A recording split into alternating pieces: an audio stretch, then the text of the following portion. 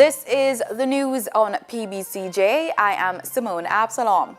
Energy Minister Dr. Andrew Wheatley says donations made by state-owned oil refinery Petrojam are legitimate. Last week, Opposition Member of Parliament Julian Robinson labelled the donations as questionable and charged that there was no record of many of them.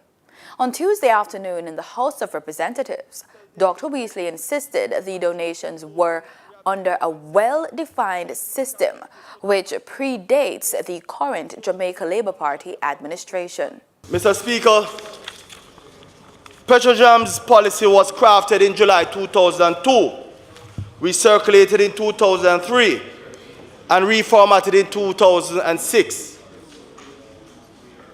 A limits of authority document was also sanctioned in 2013. This demonstrates, Mr. Speaker, that Petrojam's donation policy predated this administration and the current board. The donation policy declares Petrojam's commitment to developing the community in which the refinery is located, along with the wider community. The donation policy covers support for community development, education and skills training, health institutions, sports and cultural events, and individuals in need of medical assistance, among other things. Mr. Speaker, under the policy, scholarships are provided to assist with the educational development of children, funding of summer job programs, and the funding of work-study programs. He did not give the full figure of all donations, but revealed that $67 million went to projects in 6 constituencies, 3 belonging to government MPs and the other 3 to opposition members. Dr. Wheatley explained that donations are approved by Petrojam's 6-member board comprising 3 Jamaicans and 3 Venezuelans. Mr. Speaker, I have taken the liberty to provide those details to show that Petrojam's donation policy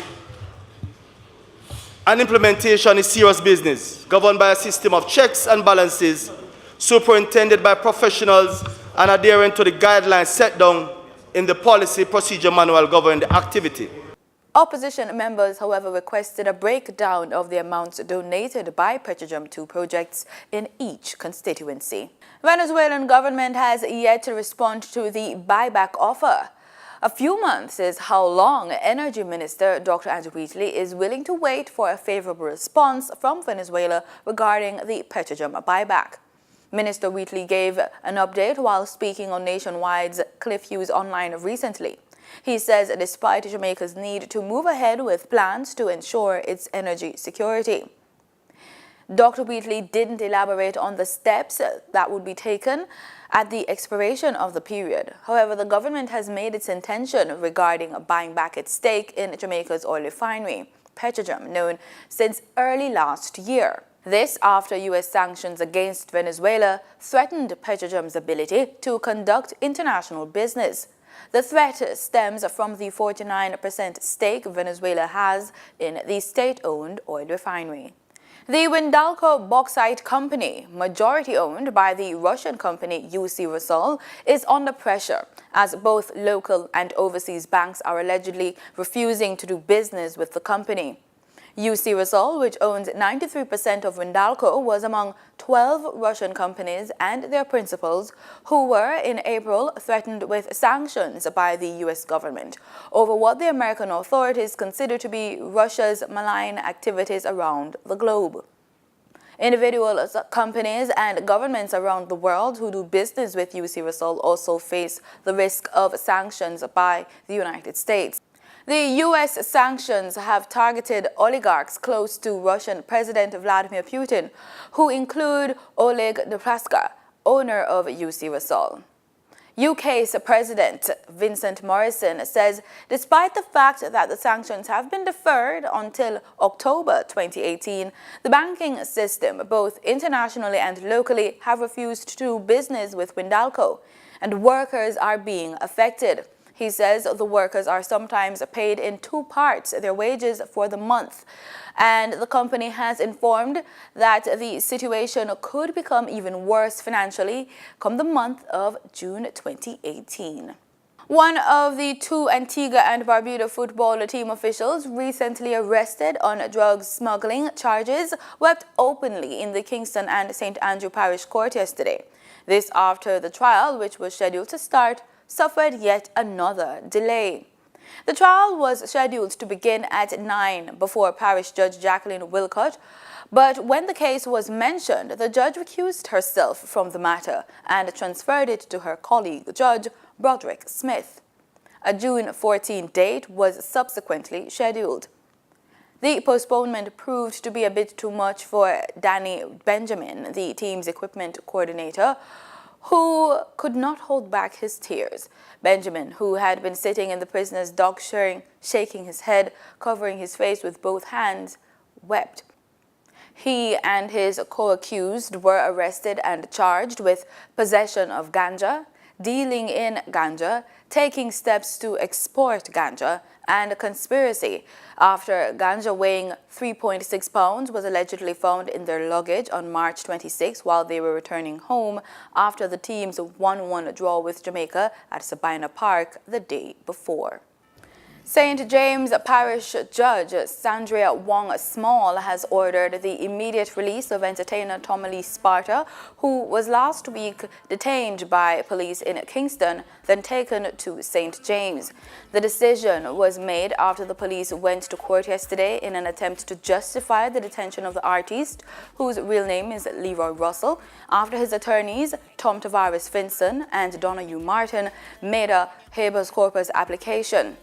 The police tried to get the court to agree for him to be further detained under the ongoing state of emergency in the parish, but the judge rejected that request. In regional news, more than 15,000 people have been affected by heavy rains in Cuba. Heavy rains associated with subtropical storm Alberto led to massive floods in the island nation's central provinces. Richards gives us more details. Heavy rains has caused major damages in the central and western regions of Cuba due to floods and torrential rains associated with Alberto's subtropical storm. About 15,000 residents of the province of Santi Spiritus have been moved to evacuation centers. Damages are also reported in more than 120 homes. A mobile phone near a bridge in Sasa del Medio locality in the province of Santi Spiritus made me to remember a song. London Bridge is falling down, falling down, falling down. London Bridge is falling down, tra-la-la-la-la. National transportation services, train, bus, airplanes and others have been postponed according to the situation in different parts of the island. Cienfuegos and Villa Clara are also two of the central provinces of Cuba that have suffered the heavy rains, which in the last 24 hours has poured down some 400 millimeters of rainfall in those parts of the country. In Villa Clara, 16,000 inhabitants have been evacuated in 12 municipalities, whereas 64 houses have collapsed and 128 others are importantly damaged. Tree landscapes are also reported. Dams are at an average of 124% of their capacity. That is why all of them are easing their waters now.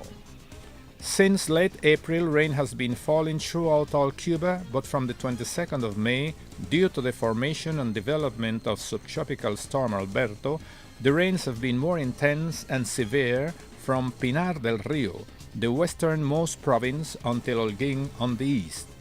This month of May has been the rainiest of all in the last 60 years in Cuba. At the moment of writing this report, the weather forecast for the following hours was strong and heavy rains for the central and western part of the island. Direct from Cuba, Richards, Canal Caribe.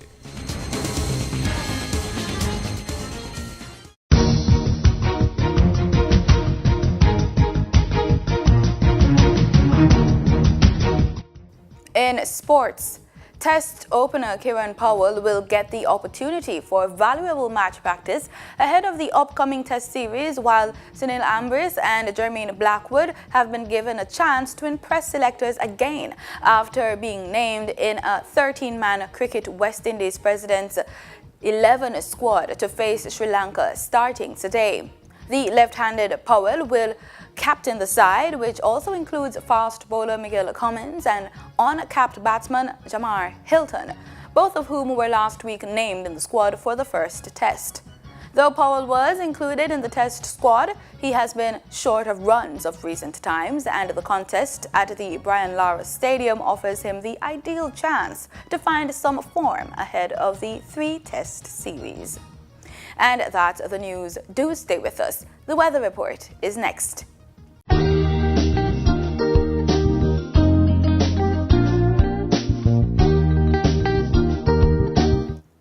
This is PBCJ's weather report. Thanks so much for staying with us. Let's start with our local currents. In Kingston this afternoon, we're seeing some cloudy conditions, but it should be predominantly sunny with warm temperatures between 26 and 29 degrees Celsius. That temperature is set to go down this evening to just about 24 degrees Celsius as the sun sets at 6:33 p.m.